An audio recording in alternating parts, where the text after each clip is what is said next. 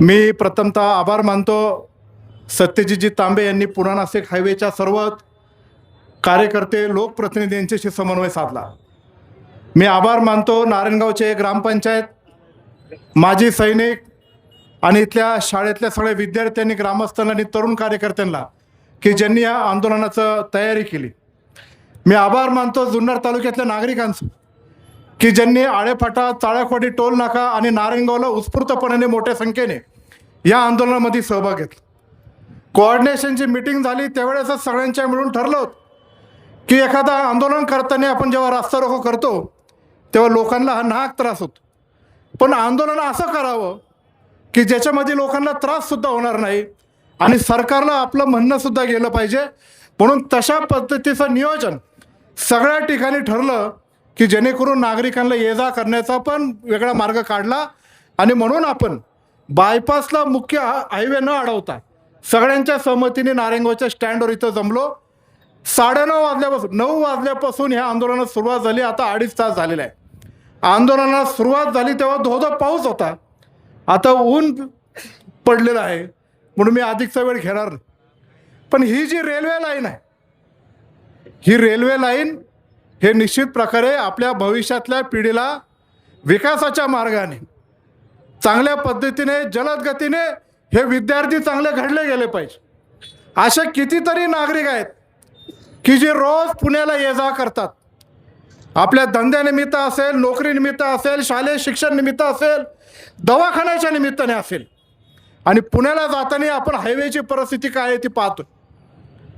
चाकणचा traffic jam असेल, पुढं मोशीला असेल किंवा कितीतरी वेळ आपल्याला जेव्हा ही रेल्वे होणार, अनेकांनी भावना व्यक्त केली की सुरेश कलमाडी खासदार साहेब असल्यापासून आपण ते रेल्वेचं ऐक, त्यानंतर रामकृष्ण मोरे असतील, किसनराव बानकेले साहेब असतील, शेडबाबा शेरकर असतील, अशोकांना मोळ असेल, शिवाजीदादा आढळराव पाटील असतील आणि आत्ताचे खासदार आपले अमोल कोल्हे असतील, सर्वांनीच त्यांच्या परीने प्रयत्न केला।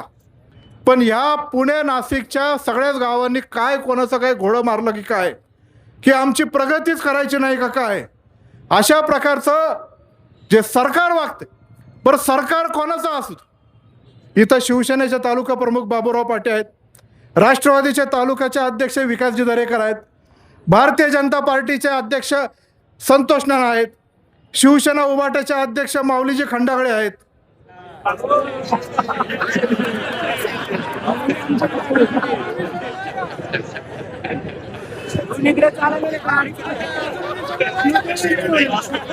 तुमच्याकडे नाही का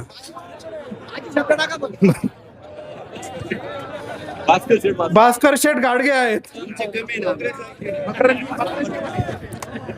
महाराष्ट्र नवनिर्माण सेनेचे मकरंजी पाटे आहेत, काँग्रेस आहे पक्षाचे तालुका अध्यक्ष अंबरशेठ परदेशी आहेत, राष्ट्रवादी काँग्रेस पक्षाचे शरदचंद्रजी पवार साहेब पक्षाचे तुषारभाऊ थोरात हे आळेपाटाच्या तिकडे आंदोलनामध्ये आहेत।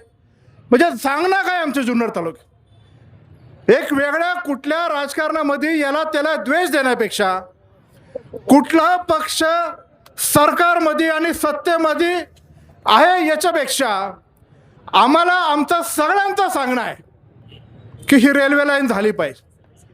ठीक आहे, मी ज्या पक्षात काम करतो तो पक्ष पण सध्या सत्तेत आहेत, आमच्या उपमुख्यमंत्री सुनेत्राबाईंनी पवार सत्तेत असलं म्हणून काय झालं, सरकारचं कर्तव्य आहे की आमच्यासारखे लोकप्रतिनिधी जेव्हा त्यांच्याकडे मागणी करतात तेव्हा हे काम मार्गी लागलं पाहिजे। आणि स्वतःच्याच पक्षातलं सत्तेतलं सरकार जर ऐकत नसेल तर ही सत्ता पण काही कामाची नाही असं जाहीरपणे सांगणार आहे। आम्ही लोकांच्या प्रतिनिधी आहोत, लोकांच्यासाठी आम्ही सगळ्या मंडळी काम करतोय। मग जुन्नर तालुक्यामधल्या सर्व राजकीय पक्षाच्या लोकांनी समन्वयाने संवादातून हा आमचं म्हणणं पुढे न्यायचं जर आमचं म्हणणं असेल तर ह्या सरकारने निश्चित प्रकारे ऐकलं पाहिजे। ठीक आहे, आता काही लोक म्हणतात की नगर शहरातल्या काही नेत्यांनी इकडच्या ज्यांची जिरवायसाठी तिकडे केली, आपल्याला त्या राजकीय भांडणात पडायचं नाही, त्याच्यात पडलं तर वेगळ्या दिशेने राजकारण दृष्टिकोनातून हे जाऊ शकतं, पण आपली रेल्वेची लाईन कशी होईल याचा मार्ग निश्चित प्रकारे काढला पाहिजे। अहो 14 देशामध्ये GMRT सारखा प्रकल्प असताना त्याच्या पदरातून ती रेल्वे लाईन गेलेली आहे।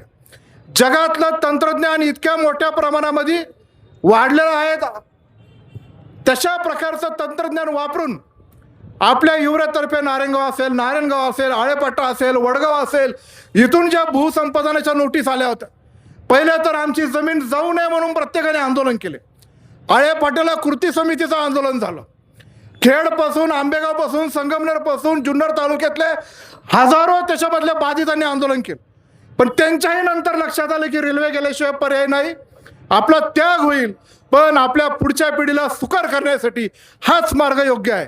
आणि मग एवढं सुद्धा झाल्यानंतर, 7/12वर शिक्के पडल्यानंतर काही लोकांना त्याच्या मोबदला सुद्धा भेटला. आणि आता एवढ्या पुढे गेल्यानंतर एक असं मला वाटतं हे खरं कारण नाही आहे, हे थातूर मातूर निमित्त दाखवायचं आणि ही रेल्वे लाईन बंद करायची, अशा प्रकारचं सरकारच्या डोक्यात आहे. याच्यातून मार्ग काढायचा सोडून GMRTच्या नावाखाली हे करायचं. अहो कुठं तंत्रज्ञान गेलं, आपण काहीच्या काही आता या जगाच्या पातळीवर होतोय. देश आपला एवढा मोठा प्रगत झालेला आहे. ही रेल्वे लाईन पुणे ते नाशिकपर्यंत सरळ मार्गाने होण्यासाठी हा लढाची सुरुवात आहे. आणि हा लढा सरकारला आमचा इशारा आहे, हा थांबणार नाही. जसं 2027ला कुंभमेळा नाशिकवरून आपल्या जुन्नर तालुक्यात येतो आणि पुण्याच्या दिशेने मार्गक्रमण होतो, त्याच्या आत आपल्या रेल्वेला ती मंजुरी होऊन त्याच्या कामाची सुरुवात या कुंभमेळ्याच्या मार्गाने तुम्ही करणार आहात की नाही, हा आमचा नागरिकांचा, छत्रपती शिवाजी महाराजांच्या जन्मभूमीतला हा तुम्हाला सर्वांना सवाल आहे. आणि म्हणून पुढे रेल्वे मार्गासाठी सर्वच पक्षाचे नेते मंडळी, आमच्या तालुक्यातले नागरिक, विद्यार्थी, सर्व महिला भगिनी, आम्ही सर्वजण एकत्रितपणे तुम्हाला आश्वासित करू इच्छितो, आम्ही आमचा काही वेगळा निर्णय घेण्यापेक्षा नागरिक सांगतील त्याप्रमाणे हातात हात घालून पुढे जाण्याचा प्रयत्न आम्ही निश्चित प्रकारे करणार. पण पुणे ते नाशिक ही रेल्वे लाईन केल्याशिवाय आम्ही स्वस्थ बसणार नाही, एवढा मात्र या ठिकाणी तुम्हाला सर्वांना सांगू इच्छितो. या पुणे नाशिक हायवेच्या कोऑर्डिनेशन ज्यांनी केलं ते आमदार सत्यजित तांबे, आत्ताच मला ती बातमी कळाली की त्या आंदोलनाच्या दरम्यान त्यांनी रस्ता रोखून आंदोलन करत असताना त्यांना तिथं अटक झालेली आहे. ठीक आहे, अटक जरी झाली असली तर एकटे सत्यजित तांबे आंदोलनामध्ये नाही. सत्यजित तांबे म्हणून आम्ही सर्वजण या आंदोलनामध्ये सहभागी आहे. अटक करायची असेल तर एकट्या दुकट्या नेत्याला करू नका, आमची पण अटकेची तयारी आहे, पण रेल्वे झाल्याशिवाय आम्ही स्वस्थ बसणार नाही, एवढं या निमित्ताने सांगतो. आणि पुन्हा